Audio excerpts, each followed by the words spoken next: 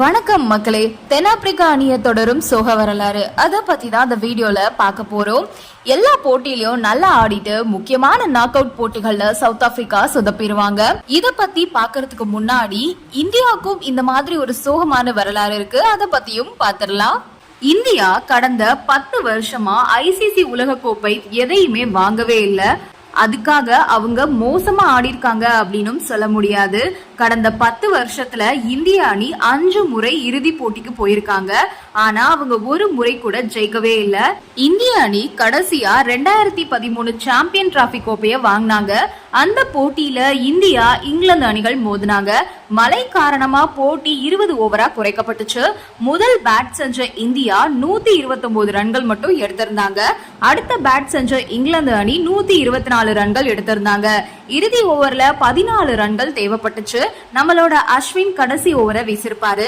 முதல் பந்து பாத்தீங்கன்னா டாட் பாலா அமைஞ்சிருக்கும், அடுத்த பந்து பவுண்டரி போயிருக்கும். இருந்தாலும் அடுத்த 4 பந்துகளை அஸ்வின் சூப்பரா வீசிருப்பாரு. அதனால அந்த அணியால 9 ரன்கள் மட்டுமே எடுக்க முடிஞ்சது. இதன் மூலமா இந்தியா 5 ரன்கள் வித்தியாசத்துல வெற்றி பெற்றிருந்தாங்க.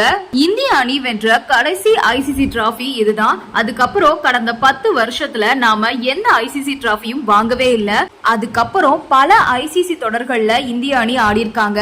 அதுல 5 முறை இறுதி சுற்றுக்கு போயிருந்தாலும் கோப்பைய வாங்கவே இல்லை.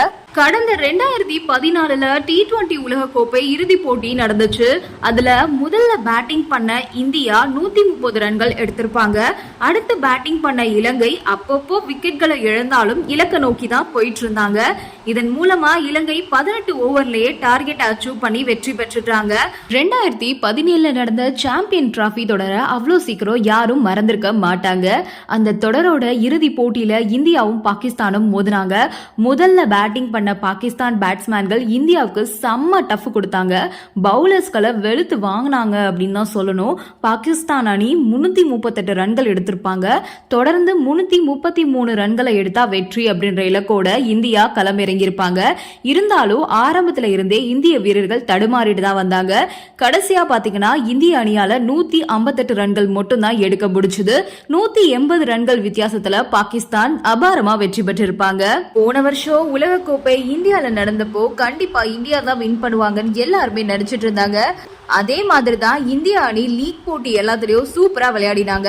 அரை இறுதியில நியூசிலாந்த வீழ்த்தி இந்தியா இறுதி சுற்றுக்கு முன்னேறினாங்க. இருந்தாலும் இறுதி போட்டியில வழக்கம் போல நமக்கு தோல்விதான் கிடைச்சது.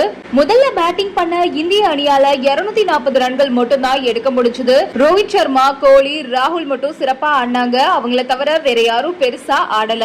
அதனால 240 ரன்கள் மட்டுமே இந்தியாவால எடுக்க முடிஞ்சது. அடுத்து பேட்டிங் பண்ண ஆஸ்திரேலியாவுக்கு தொடக்க சரியா அமையல. இருந்தாலும் டிராவிஸ் ஹெட் நின்னு ஆடினாரு. அவர் மட்டும் 120 பந்துகள்ல 137 ரன்கள் எடுத்திருப்பாரு. கடைசியா லபுஷன் நிதானமா ஆடினாரு. ஆஸ்திரேலியா 43 ஓவர்கள்ல இலக்க எட்டிட்டாங்க. 6 விக்கெட் வித்தியாசத்துல வெற்றி பெற்றிருந்தாங்க. இது தவிர டெஸ்ட் சாம்பியன்ஷிப் தொடர்லயும் இதே கதை தான் நடந்துச்சு. 2021 நடந்த டெஸ்ட் சாம்பியன்ஷிப் இறுதி போட்டியில முதல்ல பேட்டிங் பண்ண இந்தியா 217க்கு ஆல் அவுட் ஆகியிருந்தாங்க. அடுத்து பேட்டிங் பண்ண நியூசிலாந்து 249 ரன்கள் எடுத்திருந்தாங்க. அடுத்து 2வது இன்னிங்ஸ்ல இந்தியா வெறும் 179க்கு ஆல் அவுட் ஆயிட்டாங்க. அடுத்து ஆன நியூசிலாந்து 2 விக்கெட்களை மட்டுமே இழந்து வெற்றியை கைப்பற்றிட்டாங்க. இதே சோகமான வரலாறு தான் சவுத் ஆப்பிரிக்காவையும் தொடருது.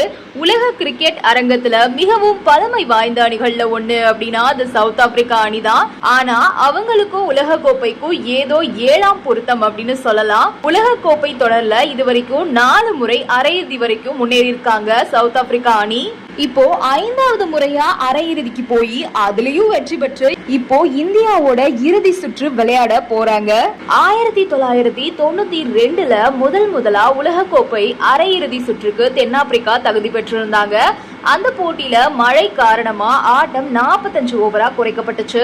முதல்ல பேட்டிங் பண்ண இங்கிலாந்து 252 ரன்கள் எடுத்திருப்பாங்க. இதையடுத்து இலக்கு நோக்கி முன்னேறின தென்னாப்பிரிக்கா அணி 42.5 ஓவர்ல 232 ரன்களை எடுத்திருப்பாங்க. அப்போ திரும்பவும் மழை குறுக்கிட்டுச்சு. இதனால 19 பந்துகள்ல 22 ரன்கள் அப்படின்ற நிலை மாறி டிஆர்எஸ் விதிப்படி 7 பந்துகள்ல 22 ரன்கள் அப்படின்னு மாற்றப்பட்டுச்சு. அதுக்கப்புறமா டிஆர்எஸ் விதிப்படி போட்டி ஒரு பந்துல 22 ரன்கள் அப்படின்னு மாற்றப்பட்டுச்சு. இதனால தென்னாப்பிரிக்கா அணி பரிதாபமா அந்த தொடர்ல இருந்து வெளியேறினாங்க.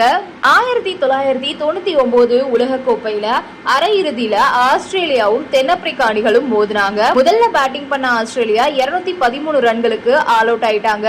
214 ரன்கள் அப்படின்ற இலக்கோட தென்னாப்பிரிக்கா களமிறங்கினாங்க. அந்த அணியில வீரர்கள் எல்லாமே சிறப்பா ஆடிட்டு ரன்களை குவிச்சிட்டு இருந்தாங்க. குறிப்பா கடைசி ஓவர்ல அடுத்தடுத்து பவுண்டரிகளை விளாசி ஸ்கோரை சமன் செஞ்சுட்டு இருந்தாங்க. மறுமுனையில எல்லாரும் ஆட்டமிழக்க கடைசியா விக்கெட்காக ஆலன் டொனால்ட் நின்னுட்டு இருந்தாங்க. வெற்றிகரமா ஒரு ரன்னை எடுக்க இவர் ஓட, ஆனா டொனால்டோ எங்கேயோ வேடிக்கை பார்த்துட்டு நின்னுட்டு இருந்திருப்பாரு. தாமதமா ஓடினதுனால அதுக்குள்ள ஆஸ்திரேலிய வீரர்கள் அவரை ரன் அவுட் ஆக்கியிருப்பாங்க. இதனால ஸ்கோர் சமன் ஆனிச்சு. ரன் ரேட் அடிப்படையில இறுதி போட்டிக்கு ஆஸ்திரேலியா முன்னேறி போயிட்டாங்க.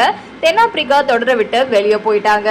வெஸ்ட் இண்டீஸ்ல நடந்த 2007 ஆண்டு உலக கோப்பை தொடர்ல தென்னாப்பிரிக்கா ஆஸ்திரேலிய அணிகள் அரையிறுதியில மோதினாங்க. இந்த போட்டியில முதல்ல பேட்டிங் பண்ண சவுத் ஆப்பிரிக்கா டீம் செம்மையா சொதப்பிட்டு இருந்தாங்க. Smith, de Villiers, Kallis, Prince, mark bouncer இப்படின்னு எல்லாருமே சொதப்பிட்டு இருந்தாங்க. கெம்ப் மட்டும் 49 ரன்கள் சேர்த்திருப்பாரு. 149 ரன்களுக்கு தென்னாப்பிரிக்கா ஆல் அவுட் ஆகியிருப்பாங்க. 150 ரன்கள் அப்படின்ற இலக்கோட களமிறங்கின ஆஸ்திரேலியா 3 விக்கெட்களை மட்டுமே இழந்து 153 ரன்களை எடுத்து இறுதி போட்டிக்கு முன்னேறி இருந்தாங்க. 2015 ஆண்டு உலக கோப்பை நியூசிலாந்துல நடந்துச்சு. இதுல தென்னாப்பிரிக்கா அணி நியூசிலாந்தை எதிர்கொண்டாங்க. இந்த போட்டியிலையும் மழை குறுக்கிட முதல்ல தென்னாப்பிரிக்கா பேட்டிங் பண்ணாங்க. முதல் பேட்டிங் பண்ண தென்னாப்பிரிக்கா அணி 43 ஓவர்கள்ல 5 விக்கெட் இழப்புக்கு 289 ரன்கள் எடுத்திருப்பாங்க. டூப்ளசிஸ், மில்லர், டிவிலியர்ஸ் இப்படின்னு சிறப்பா பேட்டிங் பண்ணிட்டு இருந்தாங்க.